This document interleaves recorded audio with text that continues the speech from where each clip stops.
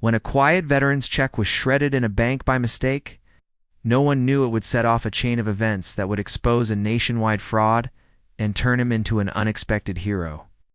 It was a calm and ordinary morning at a small-town bank.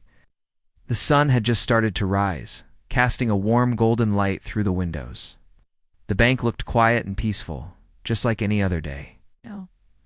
The few customers inside were standing in line, waiting patiently for their turn. The air smelled faintly of coffee from the nearby cafe, and the soft murmur of voices mixed with the occasional beeping of the bank machines. Behind the counter, the bank teller, a young woman named Emily, was starting her shift.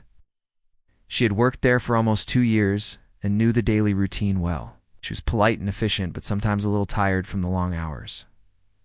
Emily had learned to recognize many faces who came to the bank regularly, but today a man she had never seen before walked in. He was tall and sturdy, with a kind face marked by years of hard work and experience. His hair was mostly gray, and he walked with a slight limp. He wore a simple jacket and carried a small leather wallet. It was clear from his appearance that he was a veteran, someone who had served his country in the military. The veteran approached the counter slowly, carrying an important paper, a government-issued check. This check was more than just money for him.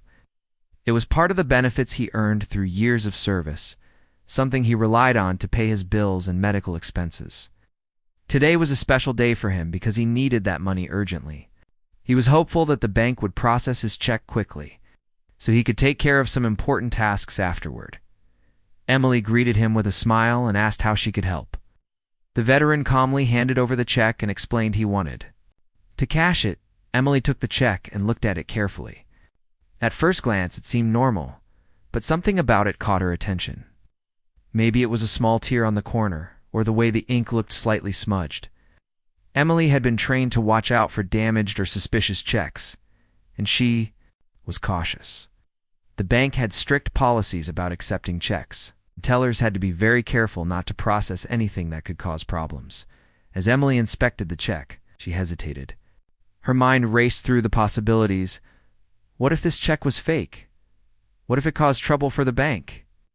She remembered a recent training session about fraudulent checks, and her anxiety grew. A moment of confusion and nervousness. She reached for the shredder machine nearby. Without thinking twice, she fed the check into the shredder, destroying it instantly.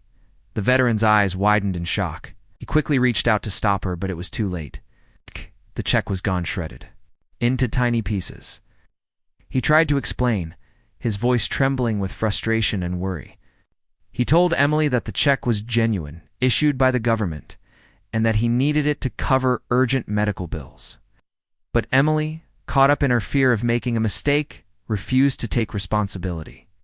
She insisted that the bank's rules were clear and that she couldn't accept damaged or suspicious checks. The tension between them grew. Other customers in the bank noticed the commotion, turning their heads to watch. The veteran's frustration turned into desperation.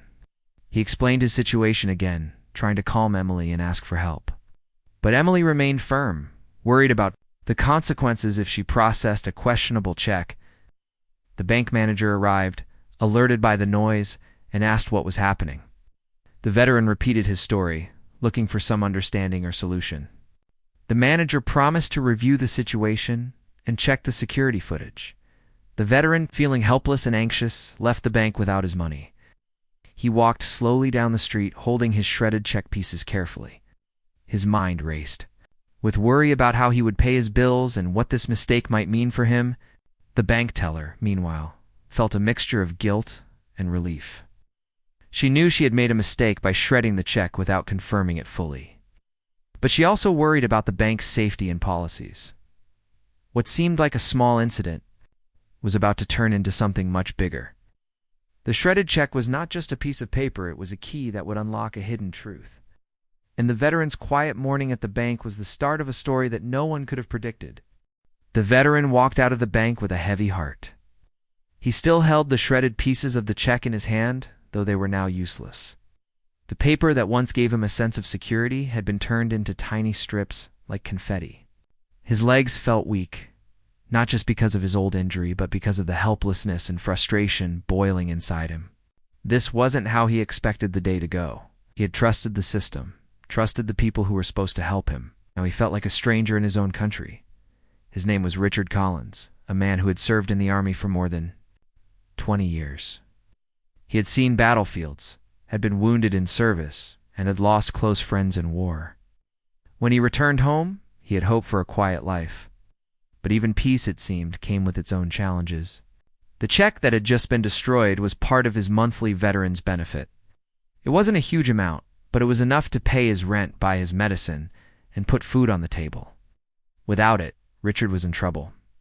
He sat on a nearby bench outside the bank, staring at the people walking past. Nobody seemed to notice the sadness on his face. He pulled out his phone and made a call to the Veterans Support Office, a place that had helped him a few times before.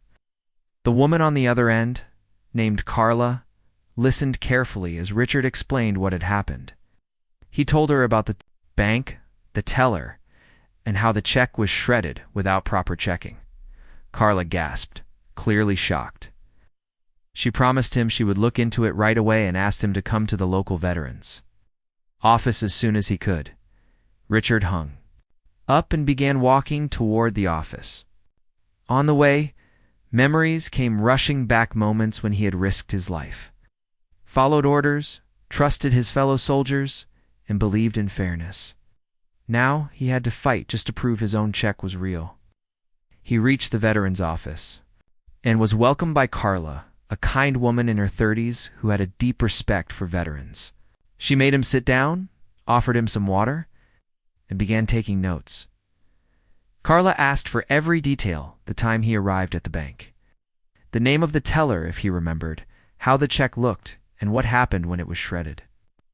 Answered as clearly as he could, though emotion often made his voice shake. Carla was both shocked and confused. In her experience, such checks were rarely questioned unless there was a serious issue flagged in the system. She asked Richard if he had any copies or photos of the check, but he didn't. It had come directly by mail, like always, and he never thought he'd need a backup. The only thing he had now were the pieces, which Carla carefully collected and placed in a small plastic bag for records. Meanwhile, back at the bank, Emily, the teller, couldn't focus on her work. Her hands were slightly shaky, and her thoughts kept going back to what had happened. She tried to act normal in front of the other customers, but inside she was nervous. She kept thinking, did I make a big mistake? When her shift ended, she was called into the manager's office. The manager, Mr. Harris, was a serious man, known for his calm but firm approach. He had already checked the security camera footage and seen exactly what happened at the counter. He saw Emily holding the check, looking uncertain, then feeding it into the shredder. He also saw Richard's expression, first surprised, then confused, and finally heartbroken. Mr. Harris questioned Emily about why she made the decision to shred the check. Emily explained that it looked suspicious, that the ink looked odd, and she didn't want to take a risk. Mr. Harris reminded her that any suspicious check was supposed to be held and reported, not destroyed. Emily nodded silently. It was clear to both of them that something had gone wrong. It wasn't just a small mistake. It had its consequences. The manager told her that they might need to file an internal report and also contact the authorities if the customer took legal action. Emily swallowed hard. She hadn't thought it would go this far. She thought she was protecting the bank, but now it looked like she had hurt someone who had done nothing wrong. Back at the veterans office, Carla was making phone calls. She contacted the Treasury Department's check issuance office to confirm that Richard's check had in fact been issued. After giving Richard's information, she received confirmation the check had been printed and mailed just 5 days earlier. It was real. There was no fraud, no mistake on Richard's part. She felt a wave of anger. How could a genuine veteran's check be destroyed just because someone had doubts? Then something strange happened. While she was on the call, the officer on the other side asked her to repeat the check number. When Carla did, the officer went silent for a moment. Then he asked, "Can you please confirm that again?" She did. The officer then said something unexpected, that check number was flagged earlier today. It matched a pattern in an investigation we've been working on. Carla's eyebrows rose. What kind of investigation? She asked. The man on the phone hesitated. It's part of a wider case involving stolen veteran identities and counterfeit government checks. We didn't expect this one to be real. But if the veteran is who he says he is in, we have no reason to doubt it. Now this could be a major breakthrough. I'm forwarding this to our fraud investigation team immediately. Carla ended the call, slightly shaken. She turned to Richard and told him everything. His eyes widened as he tried to understand what this meant. His real check had been flagged by federal systems not because it was fake, but because it shared a number pattern used by criminals. It wasn't Richard's fault, but it did explain why the bank teller might have felt something was wrong. Even so, shredding it was a mistake, especially without verifying anything. That evening, the bank received a call from a federal agency. Agents asked to speak to the manager immediately. They said they needed to visit the branch as soon as possible and review the events surrounding a government-issued check. Mr. Harris agreed. Though he was still piecing everything together, he began collecting all internal documents, CCTV footage, and Emily's written statement. Emily went home that night feeling sick with regret. She couldn't sleep. The image of the veteran's face haunted her. She kept thinking about how he had tried to explain how he had stayed calm even when she hadn't listened. She wanted to believe she had done her job correctly, but deep down, she knew she had let fear take control. It was easier to say no than to take the time to understand. Meanwhile, Richard returned home from the veteran's office. Didn't have his check, and now the whole situation was even more confusing.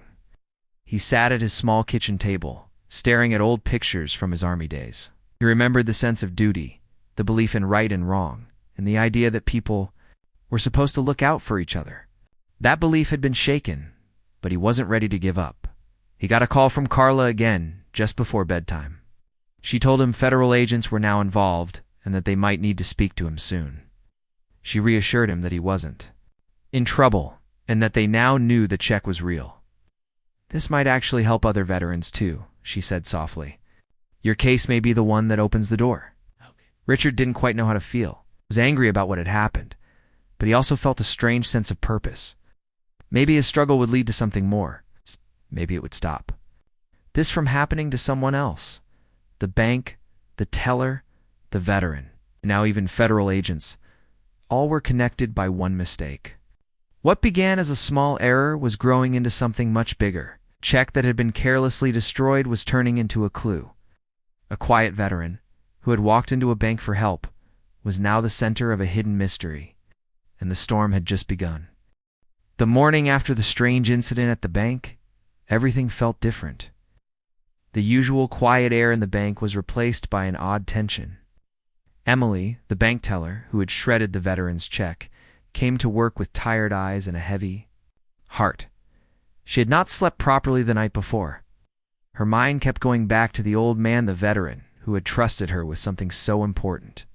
She kept seeing his face, filled with confusion and hurt. Even now, she hoped that somehow the situation would just go away. But deep inside, she knew that things were only going to get more complicated at the same time. Richard the veteran was already up, dressed neatly and sitting on his worn-out couch, waiting. Carla from the Veterans Support Office had told him that someone might come to speak with him today. She hadn't given many details, only that the situation had caught the attention of some very important people. Richard didn't know exactly what that meant, but he felt a strange mix of fear and curiosity. Around 9 a.m., the quiet atmosphere inside the bank was suddenly broken. Two black SUVs stopped outside. The doors opened quickly, and several people stepped out, well-dressed men and women, all wearing badges around their necks. They moved with serious expressions and firm steps. They weren't regular police. These were federal agents. As they entered the bank, everyone went silent. Customers looked up from their phones. Staff members froze at their desks.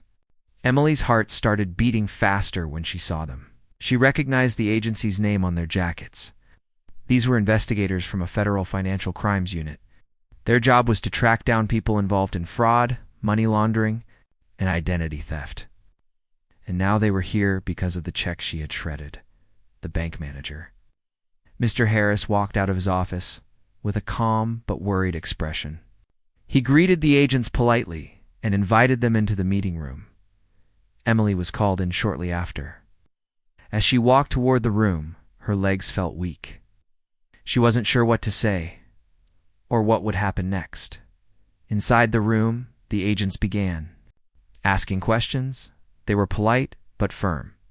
They wanted to know everything what the check looked like, what made her suspicious, why she didn't follow protocol, and why she decided to destroy the check without scanning or reporting it. Emily answered honestly. She explained her fear of making a mistake, her doubt about the ink, and how the training she received had warned her about fraud. But as she spoke, she realized how foolish it all sounded now. One of the agents, a tall woman with sharp eyes, asked her, "Did the customer seem nervous? Did he try to pressure you in any way?" Emily shook her head. "No," she said quietly. It was polite. Calm, he even tried to explain. "I just didn't listen." The agents took notes. Then they asked to see the bank's camera footage. In transaction records, Mr. Harris had already prepared everything. The agents watched the video closely the moment Richard handed over the check. The moment Emily hesitated, and the exact second the check was fed into the shredder. Everyone in the room remained silent. The air felt heavy with seriousness. Then one of the agents said something that surprised both Emily and Mr. Harris. "That check number has come up before," he said. "We've seen it in our system long." With a few others, all connected to a large fraud case involving veterans' benefits. Mr. Harris leaned forward. "Are you saying this man's check was fake?" he asked. The agent shook his head. "No. His check was real, but the number series it came from has been targeted by criminals. We think the government check printer systems might have been breached. This veteran may have unknowingly helped us uncover a bigger problem." Emily looked down at her hands. She had shredded a check that could have helped solve a crime. The guilt in her chest grew heavier. While this was happening at the bank, another group of agents had gone to meet Richard.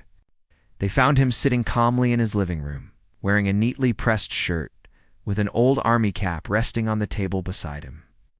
When he opened the door and saw the agents, he didn't panic. He simply invited them in and said, "Carla, told me you might come?" He sat down and began asking him questions. They asked about how he received his check, if anything looked different about it, if he ever shared his ID or personal details with anyone. Richard answered everything truthfully.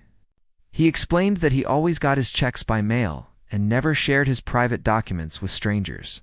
He also told them about the bank visit, how the teller had shredded the check before he could even explain. The agents listened carefully.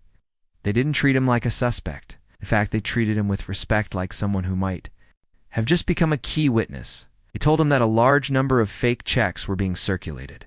They were part of a bigger plan to steal money meant for veterans. His real check had somehow been mixed up in that investigation. That was why it had raised a red flag in the system. One of the agents said something that caught Richard's attention. "Your case may be the first one where the check is actually real. That changes everything. Until now, we only had fake checks. Yours proves someone is using real government information in this scam." Richard didn't know what to say. He had come to the bank for a simple task, cashing his check. Now he was sitting in front of federal agents, hearing words like breach, fraud, and nationwide scam. It was hard to believe. He had spent his life following rules, trusting the system, and now he was part of a case he couldn't even understand fully. The agents thanked him for his help and said they might contact him again. They also assured him they would work to get his check reissued. Before leaving, one of them said, "You've done more than you know, Mr. Collins. You may have just helped us save hundreds of other veterans from being robbed." Back at the bank, the agents were wrapping up their visit. Emily sat quietly in the break room, trying to process everything. Mr. Harris came to speak with her privately. "This situation is bigger than we thought," he said. "They don't blame you, but they've made it clear we all need to follow procedures properly. No more decisions made in fear." Emily nodded. She felt a mix of relief and sadness. She had learned a hard lesson, and she would carry it with her forever. Later that afternoon, Carla called Richard to tell him the agents had officially confirmed everything. They had cleared his name and were working on issuing a replacement check immediately. Carla also told him that someone from the press had heard about the incident and might want to speak with him. Richard sighed. He wasn't interested in attention. All he wanted was peace. But if sharing his story helped protect others, maybe. It was worth it. That evening, Richard sat outside his small home, watching the sunset. The sky was painted in soft orange and purple, and the air was cool and quiet. He thought about how quickly things had changed. Just one piece of paper. Check had brought federal agents, investigations, and questions he never expected. But it had also reminded him of something important. Truth matters. Sometimes standing your ground, no matter how simple the reason, can lead to something bigger than yourself inside the bank. Emily finally wrote a letter of apology. She didn't know if Richard would ever read it, but she wanted to say sorry. She had judged too quickly, acted out of fear, and caused pain to someone who had already been through so much. She promised herself that she would never let something like that happen again. She would listen, be patient, and remember that behind every check, every ID, every signature, there was a real person. With a real life, the check was gone. But in its place, something unexpected had risen a chance for justice. A lesson for many, and the beginning of a story that was far from over. 2 days after the incident, Richard woke up to a loud knock on his front door. It was still early, the sun barely rising over the quiet neighborhood. He grabbed his cane and walked slowly to open the door. Standing outside were 2 men in suits, holding briefcases and badges. They looked serious but respectful. One of them smiled gently and said, "Mr. Richard Collins, we're from the Department of Veterans Affairs. May we come in for a moment?" Richard stepped aside and let them. In they walked in quietly, taking in the small but clean space that Richard called home. There was a picture of his unit on the wall, an old medal displayed in a wooden frame, and a folded American flag on the top shelf. The men sat down after Richard offered them chairs. The older one began speaking first. He introduced himself as Agent Daniels, and the younger man beside him was Agent Lee. "We're here to give you a proper update, sir," Daniels said. "There's been a major development in the investigation." Richard listened carefully as they explained that the Treasury and federal law enforcement had discovered a massive data breach involving veteran records. Someone had gained access to a secure database months ago, and they had been using the information to create fake checks. But in Richard's case, his real check had been mistakenly flagged by the system. Likely because the criminals had used check numbers similar to his. What shocked Richard the most was what Daniels said next. "Your check wasn't just shredded by accident. The number series you were part of had already triggered a silent alert in federal systems. We were tracing this group for weeks, and when your check came through the bank, it caused that alert to go off. What happened to you might have seemed like a personal mistake, but it became the key to cracking open the whole case." He had only gone to the bank to cash a check, and now he was hearing that his check had exposed a national fraud operation. Daniels went on to explain that after their investigation expanded, they found over 300 other veterans whose benefits had been tampered with or intercepted. Many of them didn't even know yet that their checks were being copied and replaced with fake ones. "Your shredded check made us look deeper," Agent Lee added. "Because you walked away, asked the right questions, and followed up at the Veterans Office, we were able to find a pattern. You changed the course of this case, sir." Richard didn't know how to respond. He was just one man living alone, trying to survive on his benefits. The idea that his calm reaction and stubbornness to be heard had somehow stopped criminals from stealing. Millions was almost too much to believe. The agents handed him a document. It was an official apology from the Department of Veterans Affairs, and a notice that his benefits would be fully restored, along with a special one-time compensation for the trouble he went through. But more importantly, they told him they were planning to hold a press conference soon, and they wanted him to attend, not just as a victim, but as a key person in the investigation. Richard was hesitant. "I'm not a hero," he said slowly. "I didn't chase anyone down or break into some system. I just asked why someone shredded my check." Daniel smiled. "Sometimes that's exactly what we need. a person who won't stay silent when something's wrong. Later that day, news of the fraud case started appearing on television and websites. Reporters spoke about a data breach, stolen identities, and a criminal group that had been operating across several states. But one small part of the story was mentioned again and again: a veteran who unknowingly helped uncover the fraud when his check was destroyed at a local bank. Emily. The teller saw the news on her phone while eating lunch in the bank's break room. Her hands trembled slightly as she read the article. The man she had doubted, the one whose voice she had ignored, was now being praised by federal agencies. She felt a deep mix of guilt and relief. Guilt because she had treated him unfairly. Relief because the mistake had led to something good. She decided she couldn't ignore her conscience anymore. That evening, after her shift ended, she went home and wrote a long letter. In it, she apologized sincerely, not just for shredding the check, but for not listening, for making assumptions, and for forgetting that every customer had a story. She didn't know if Richard would want to read it, but she sent it to the veteran's office anyway, asking Carla to pass it along. Meanwhile, was also watching the events unfold with amazement. She had worked in the veteran's office for years, often dealing with paperwork, angry phone calls, and confused veterans. But this time, she had seen firsthand how one person's patience and insistence on the truth could change everything. She felt proud of Richard, and proud to have played a small role in helping him. When she handed him Emily's letter the next day, Richard didn't say much. He read it slowly, line by line. He could tell it was honest. The words weren't polished or fancy, but they felt real. He nodded quietly after finishing it and folded it carefully, placing it in a drawer along with his other important papers. He didn't hate Emily. He understood fear. He had felt it many times himself, especially in war. What mattered more was that she had owned her mistake. 2 days later, Richard was invited to attend a press event in Washington, D.C. They offered to fly him there, pay for his hotel, and even provide a suit if he needed one. He hesitated at first. He wasn't used to attention, and he didn't like crowds. But Carla encouraged him. "You don't have to make a speech," she said. "Just be there. Let them see the face behind the story." So Richard went. The event was held in a large government building filled with journalists, officials, and veterans. When his name was mentioned by one of the speakers, people applauded. He stood quietly, offering a small wave, not seeking praise, but accepting it with grace. A few minutes later, federal officials stepped forward and explained the whole case: how fake checks had been produced using stolen data, how Richard's real check had triggered their alerts, and how his simple act of not walking away had led to uncovering a fraud ring operating in 5 states. After the event, several people came to shake Richard's hand. Other veterans thanked him for speaking up.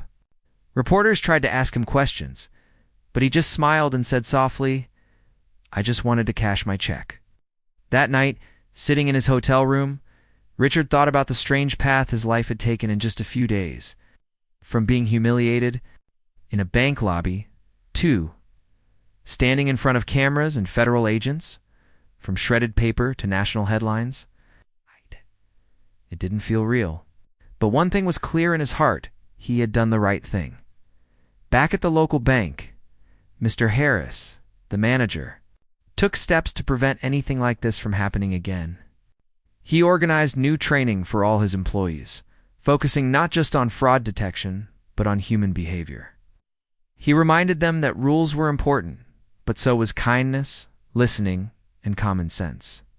Emily attended every session, asking questions, taking notes, and helping new employees learn from her mistake.